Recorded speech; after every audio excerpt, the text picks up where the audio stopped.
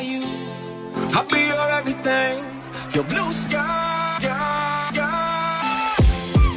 go to war, fight. Damn right. Even when I've left, I do right. All right, welcome back to the Professional Stepdad Show. I am your host, Franco Zavala. Thank you very much for joining me. This is episode 128 of the show.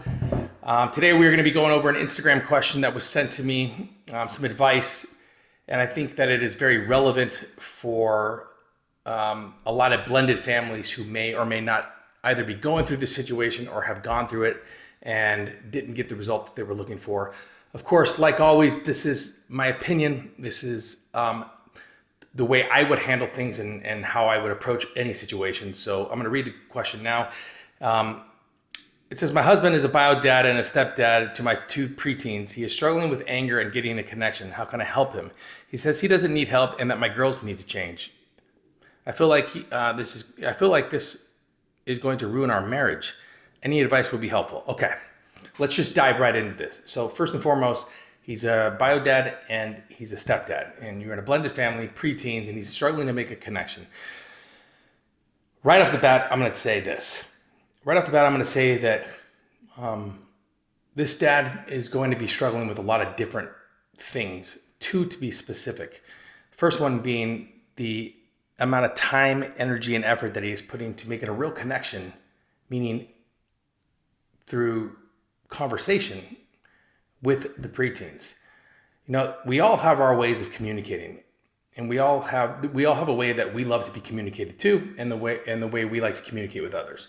And when you're dealing with individuals within a blended family, right off the bat, it's going to be a lot of learning and trying to understand exactly not only where you fit, but how you can make a connection and start a conversation and open up a line of communication, especially with preteens, that will lead you to a place of understanding and growth and getting, a place where you can actually talk to one another. So dad is struggling to connect with the preteens, mainly because he hasn't done the necessary work in order to really understand how to communicate with them. Right? Making a connection is one thing. Communicating is a whole other. If you're not properly communicating with your spouse, with your kids, with your parents, with your workers, with your boss, if you are not properly communicating, it could lead you to a place of not only negativity, but it could lead you to a place where you feel like you're lost and you don't know what to do. So, saying things like, I don't need to change, the kids need to change is a bunch of bullshit. And I would like to look at this from a point of view, which is, the kids need to change in a way of they need to respect me more, they need to value me more. And that's just not how it is. Because at the end of the day, you're a stranger. And until you build your worth and your trust within the home, you're a stranger. That's just the way it is. It's not going to change. They're not going to just automatically accept you. And, you never want mom to push a label or to make the kids call you anything or to accept you in any way, because I believe that you really have to put in the work. You have to put in the time that it takes in order to build a lasting relationship with the kids, in order to build a connection with them that can make it through the storms of life, because they're coming, right? Storms will always come. Storms are going to be there. You cannot predict the storms. Storms are temporary though, stepdads, and they will pass. So, she's looking at her situation from an outsider's point of view, which is she's struggling to kind of be like, okay, whose side do I take here? Do I yell at the kids? And do I actively, pursue dad to go see a counselor or to talk to someone? But the problem is that if he is not open to growth, if he is not open to talking, if he is not open to change, then it's going to be very hard in any given situation for him to find himself in a position within your blended family that is going to lead to a positive outcome. That's just bottom line.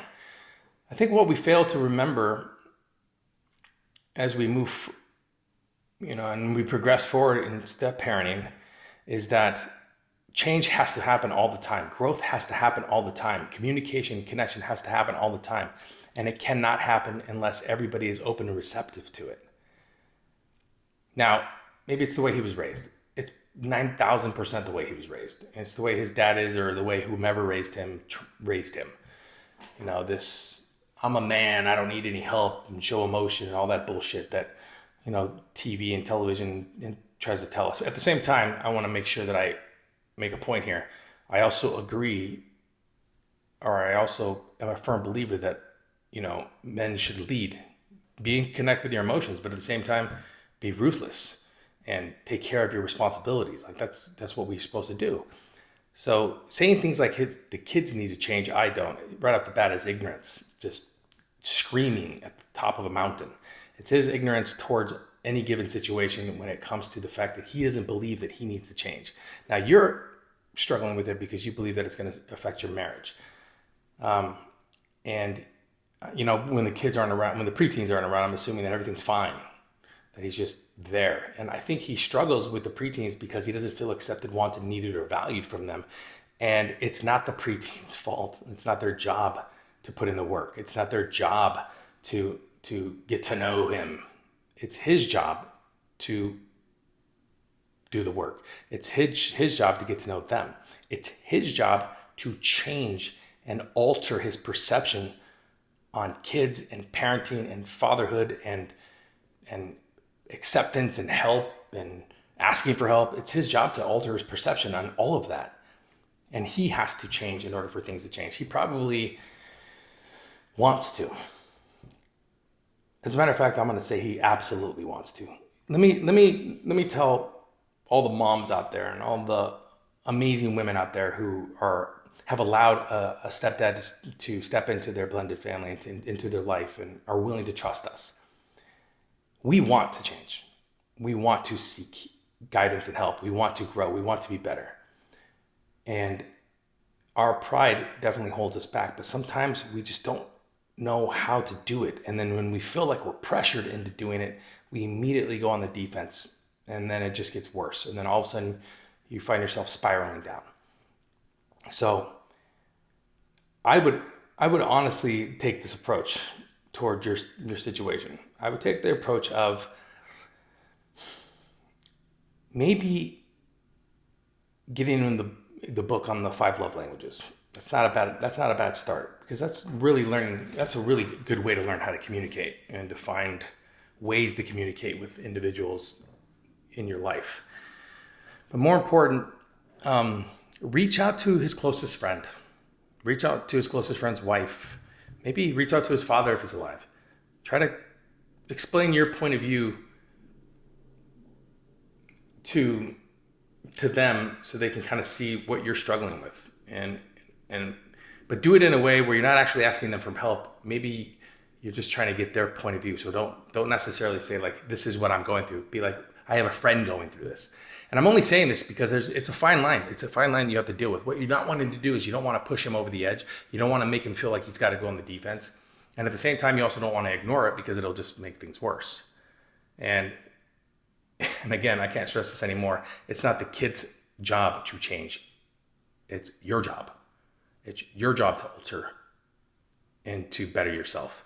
So, while you're doing this, to the amazing mom that sent this question in, while you're doing this, I want you to start working on yourself. I want you to start bettering yourself. I want you to start figuring out what makes you tick and what your love language is and how you communicate with others. And you want to really do yourself a favor, buy the 5 love languages and read it for yourself and figure out his love language without letting him know you're doing it. And then you'll learn how to communicate with him a little bit better. For instance, for me, when my wife wants to communicate with me, she knows that my love language is words of affirmation. So that's the best way to really communicate and to open up my doors and have me respond and to kind of start this loving conversation filled with like progression.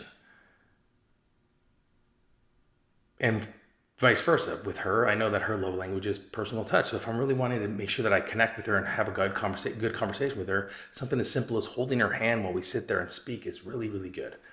So learn his love language and then begin the necessary steps in order to open up the lines of communication with you two first. Don't worry about your preteens. Don't worry about the connection that he's making with the preteens.